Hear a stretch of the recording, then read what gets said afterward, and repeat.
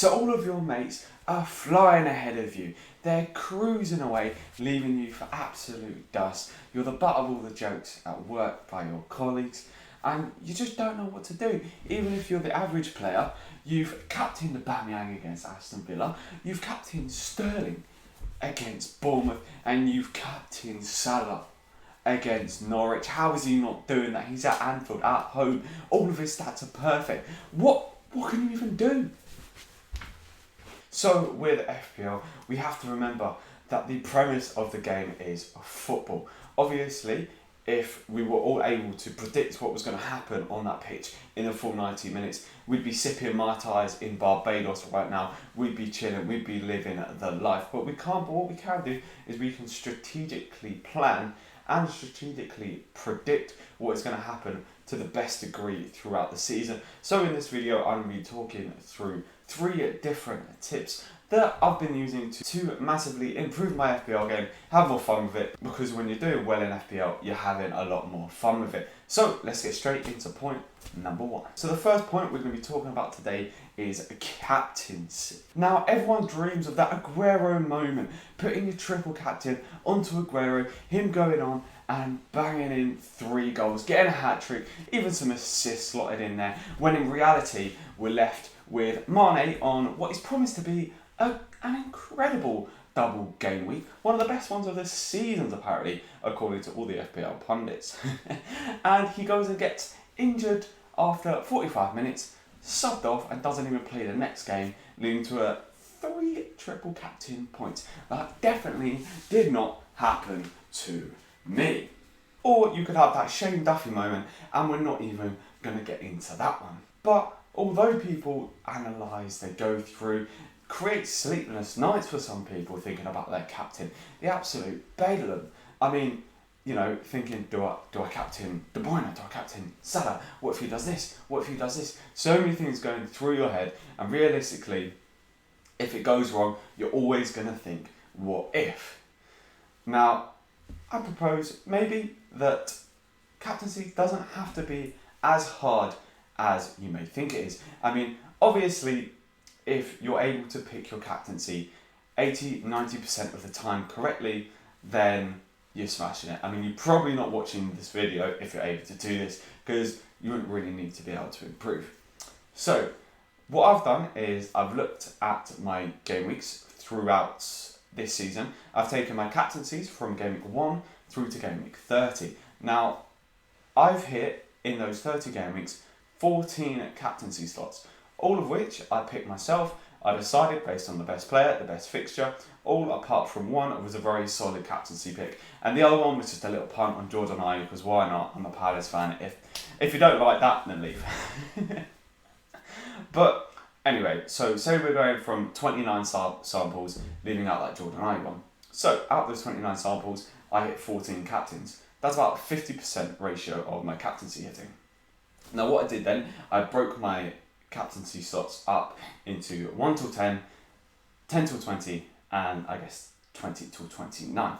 Now, from the 1 until 10 captaincy options, the main options were De Bruyne, Sterling, Salah. That's who really everyone was going with.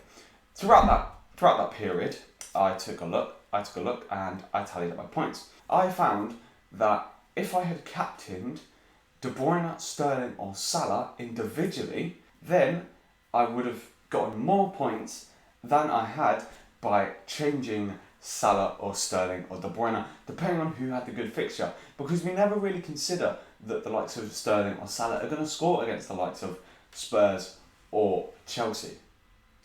We always just miss those game weeks out. So the point I'm trying to make is be more consistent with your captain.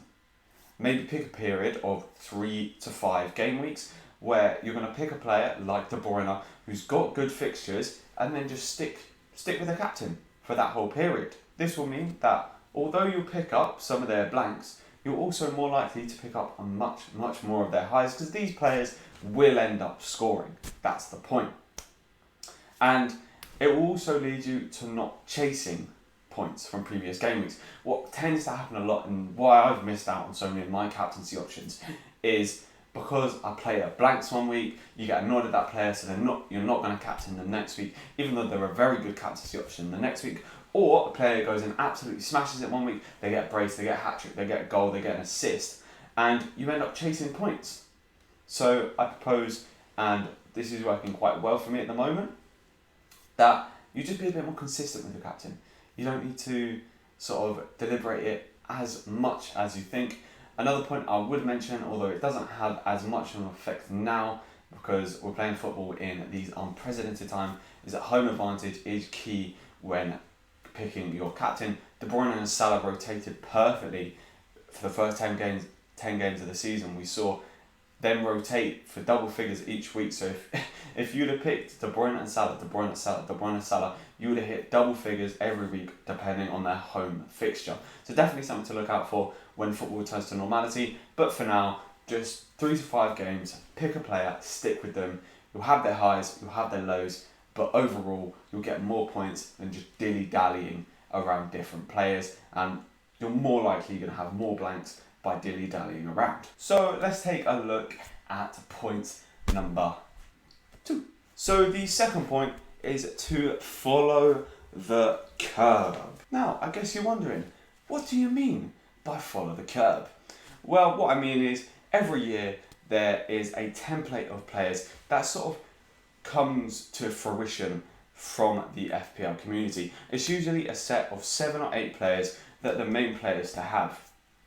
And my advice is follow that set of players to majoritively. We saw earlier this season that De Bruyne, Salah, Trent, even another Liverpool player, Lundstram, and various other players were considered in this template.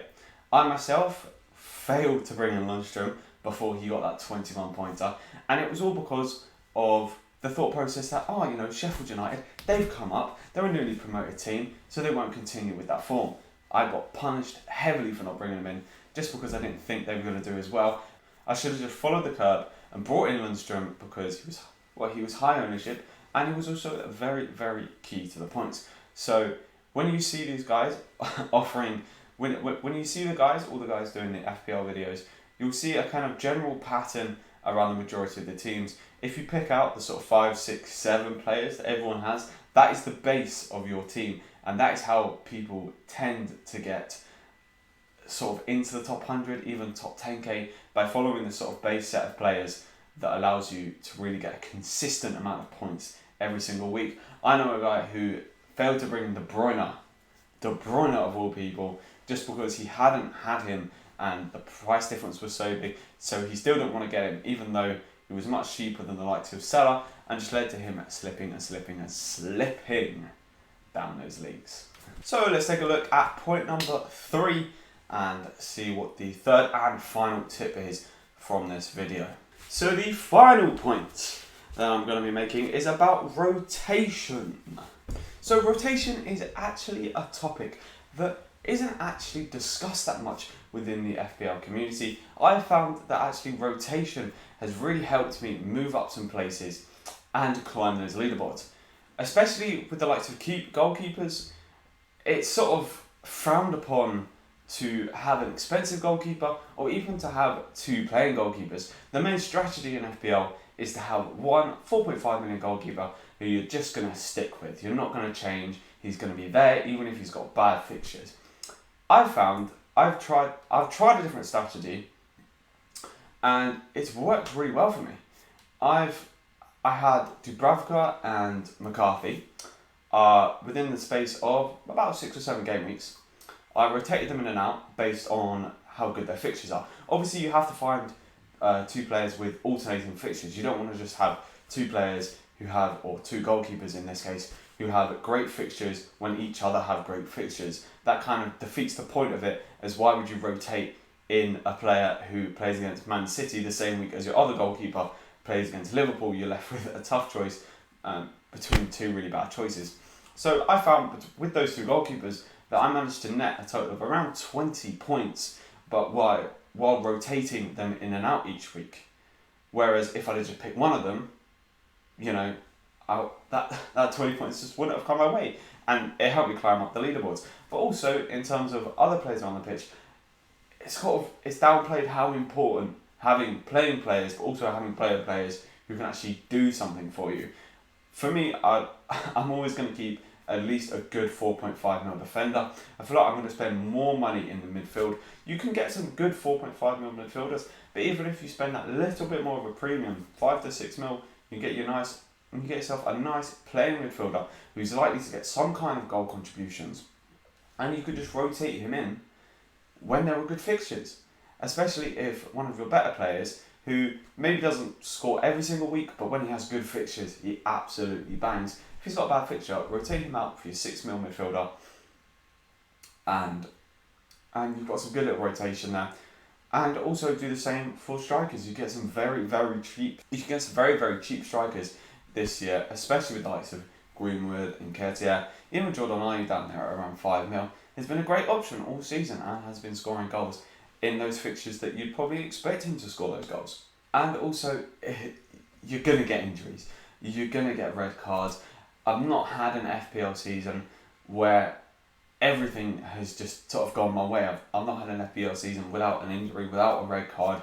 You're going to get these moments, and you don't always want to be forced into playing something like a wild card or a free hit just because your bench, you don't have enough players on the bench. So your goalkeeper gets injured and you don't have another playing goalkeeper. Okay, you've got to go and take a -4 to bring in a goalkeeper, whereas if you just spend that extra 0.5, you'd have another playing goalkeeper to bring in. Right, so just to recap, the main points from this video were captaincy, just sticking with the captaincy, giving yourself a bit less of a brain tease.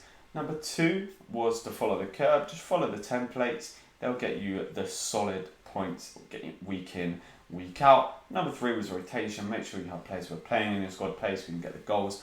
On the cheaper end for the bench, obviously, the players who can rotate in and out can actually, with regards to good fixtures, can actually really benefit your team. Right, if you have enjoyed this video, please do drop a like and give us a subscribe. It really helps me out, and I hope you have enjoyed, and I'll see you soon.